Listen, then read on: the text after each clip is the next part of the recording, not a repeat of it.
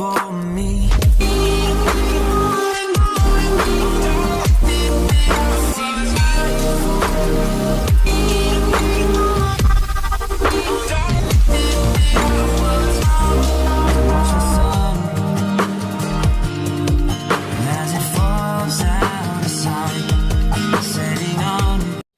Bismillahirrahmanirrahim. Assalamualaikum warahmatullahi wabarakatuh. Bertemu lagi bersama saya Didi Priyatna. Di kesempatan video kali ini ada beberapa informasi penting yang datangnya dari Twitter, di mana informasi itu berupa beberapa pertanyaan mengenai masalah KYC dan juga yang lain-lain. Dan pertanyaan itu telah dijawab oleh Nicholas ya, dan juga tim. Bisa kita bilang dijawab oleh core team lah, kayak gitu, biar gampang teman-teman ya. Oke, tanpa basa-basi kita lanjutkan ke videonya. Tetapi sebelum lanjut, di sini seperti biasa saya selalu mengucapkan terima kasih kepada teman-teman semuanya yang sudah like dan juga subscribe. Mudah-mudahan kita semua diberi kesehatan, disehatkan jasmani dan rohani, dilimpahkan rezeki yang berkah dan juga barokah. Dan juga di tahun 2022 ini kita berhasil mendapatkan kesuksesan bersama-sama. Amin. Oke, kita lanjutkan ke videonya. Oke, teman-teman, di sini sudah ada terjemahannya ya, bahwasanya baru saja tim inti Pi Network menjawab banyak pertanyaan pionir tentang KYC, tentang KYC, teman-teman ya. Dan di sini ada beberapa pertanyaan, tetapi di sini masih dalam bahasa Inggris. Tetapi jangan bingung ya, kita terjemahkan, kita translatekan ke versi bahasa Indonesia. Dan di sini saya akan merangkumnya menjadi video dan dibagikan ke teman-teman semuanya.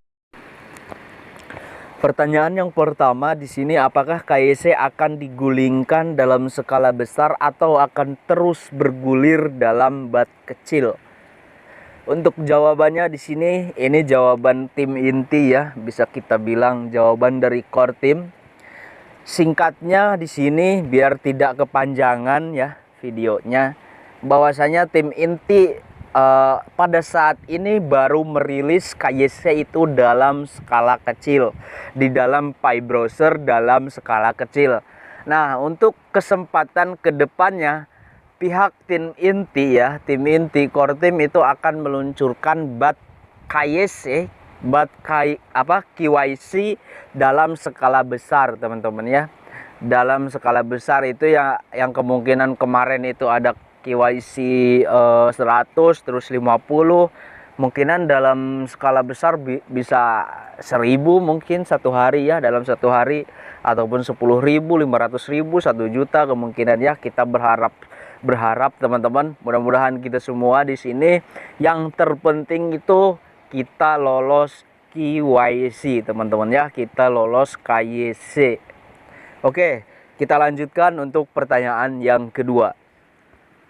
Pertanyaan untuk yang kedua, apakah para perintis akan diberitahu kapan KYC tersedia di mana-mana?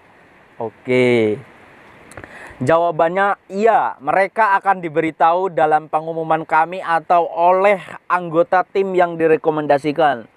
Para pionir akan dapat mengirim notifikasi kepada teman referral mereka dan anggota lingkaran keamanan yang mendorong mereka untuk mengeksekusi tim inti KYC ataupun KYC ya. Dan akan membuat pengumuman besar untuk mengingatkan pengguna untuk mengunggah dokumen KYC mereka secara keseluruhan dan merata. Nah, di sini seperti yang video saya buat sebelumnya ya. Video yang saya buat sebelumnya, bahwasanya jika kalian diundang untuk memenuhi untuk melengkapi dokumen KYC, di situ ada tulisannya teman-teman ya, ada tulisannya klik mulai. Di situ kalian mendapatkan undangan KYC. Nah, di situ kalian disuruh menyerahkan dokumen seperti identitas, KTP kalau di Indonesia ya, ataupun paspor. Nah, untuk pertanyaan yang selanjutnya di sini ada Ntar dulu teman-teman, karena ini translate-nya juga cukup bingung teman-teman ya. Nah di sini pertanyaan untuk selanjutnya, kapan keseimbangan pi akan dipindahkan ke dompet jaringan utama dari para pionir yang telah menyerahkan arsip KYC dan lulus? Nah di sini jawabannya hanya mengirimkan dokumen seperti partisipan KYC atau bahkan orang yang bersertifikat sebagai submitter seperti Yoti KYC. Yoti KYC adalah dari proses PKYC pemeriksaan tambahan seperti pencocokan nama, pelanggaran sebelumnya dari ketentuan layanan dan kebijakan PAI, dan juga validasi kepatuhan peraturan yang diperlukan, yang semuanya itu merupakan kartu pas PKYC. Secara umum setelah para pionir menyerahkan arsip KYC mereka, seperti proses verifikasi diperlukan, termasuk memverifikasi identitas seorang, termasuk memverifikasi identitas seseorang dapat mematuhi persyaratan di seluruh pionir, untuk seluruh pionir maksudnya ya, telah melewati proses validasi. Nah seperti ini, kalau kalian sudah lulus, saldo Pi yang mereka alihkan akan ditransfer ke dalam saldo Mainnet. Nah bisa dikategorikan di sini, kita gampangkan biar nggak belibet. Kalau kalian punya saldo dalam penambangan ingin masuk Mainnet, ke saldo Mainnet itu harus lulus KYC teman-teman ya, harus lulus KYC. Nah di sini pihak core team juga sudah bekerja sama dengan aplikasi pihak ketiga yaitu Yoti. Yoti KYC kalian tinggal klikkan saja di Play Store kalau kalian ingin mencoba. Tetapi saya sudah mencoba sekian bulan yang lalu teman-teman ya, mungkin ada 8 bulan ataupun 9 bulan yang lalu saya sudah mendownload aplikasi Yoti di situ. Dan di situ aplikasi Yoti tidak menerima untuk KTP ya, tidak menerima untuk KTP. Jadi identitas yang saya serahkan di Yoti itu tidak diterima, melainkan di situ harus menggunakan paspor untuk di aplikasi Yoti teman-teman ya. Nah jika teman-teman ya, jikalau andai kata di sini Pi Network itu hanya menerima dengan paspor bukan KTP yang diterima, itu saya menjamin seluruh penggali petir, seluruh penambang koin Pi Network itu tidak akan lulus KYC ya, karena menggunakan paspor. Nah yang kita ketahui bahwasanya masyarakat di Indonesia itu tidak semuanya memiliki paspor teman-teman ya, paspor. Nah disitulah, karena saya sudah mendownload aplikasi Yoti dan saya sudah menyerahkan KYC, daftar KYC seperti pada umumnya ya. Seperti kalau kalian daftar di exchanger itu kan memerlukan KYC teman-teman ya. Jadi tidak diterima untuk di Yoti. Nah di Yoti itu untuk di Pi Network hanya bisa menggunakan paspor. Nah di sini untuk paspor saya tidak punya teman-teman. Oke, kita lanjutkan ke pertanyaan selanjutnya. Oke, kita lanjutkan ke pertanyaan selanjutnya. Di sini ada yang bertanya, berapa lama para pionir menunggu setelah mengirimkan berkas KYC? Nah, berapa lama sih nunggu di approve ataupun nunggu diterima setelah kalian mengirimkan dokumen identitas KYC kayak gitu ya? Jawabannya, waktu pemrosesan mungkin bervariasi dengan beberapa faktor. Bagi para pionir yang berperan serta dalam aplikasi pilot KYC kemarin melalui Peramban Pi, para pionir ini akan diproses terlebih dahulu mungkin dalam waktu 1 bulan setelah fungsi validasi manual ditetapkan. Tujuan pilot KYC bukan hanya untuk mendapatkan persetujuan para pionir, tetapi mereka juga dapat membantu meningkatkan penerapan KYC itu sendiri. Setelah validator dapat memvalidasi aplikasi dalam aplikasi KYC, kemungkinan aplikasi akan bergantung pada ketersediaan validator terpercaya di setiap negara, yang mungkin bervariasi dari beberapa hari hingga beberapa kesempatan. Inilah sebabnya mengapa penting bagi masyarakat untuk memotivasi para validator yang cukup untuk bergabung dengan para pekerja dan membantu memvalidasi para pionir di masing-masing negara. Mereka setelah validator terbuka, jika sang perintis telah menyerahkan permohonan untuk memperbarui nama, mungkin perlu waktu yang lebih lama. Selain autentikasi, hasil KYC akan bergantung pada apakah nama Anda cocok dengan nama akun PAI Anda, pendapatan AML pemerintah dan anti teroris, daftar sanksi, dan juga apakah akun tersebut memiliki sejarah skrip atau pelanggaran kebijakan. Nah, pertanyaannya, apakah pengguna untuk pertanyaan selanjutnya teman-teman, sorry. Nah, untuk pertanyaan selanjutnya, apakah pengguna telah melewati KYC dan bagaimana mereka dapat diberitahu? Nah, oke, yang untuk pertanyaan tadi belum diralat teman-teman ya. Jadi untuk berapa lama waktu yang akan di-approve oleh para tim inti setelah kita para pionir menyerahkan dokumen identitas KYC.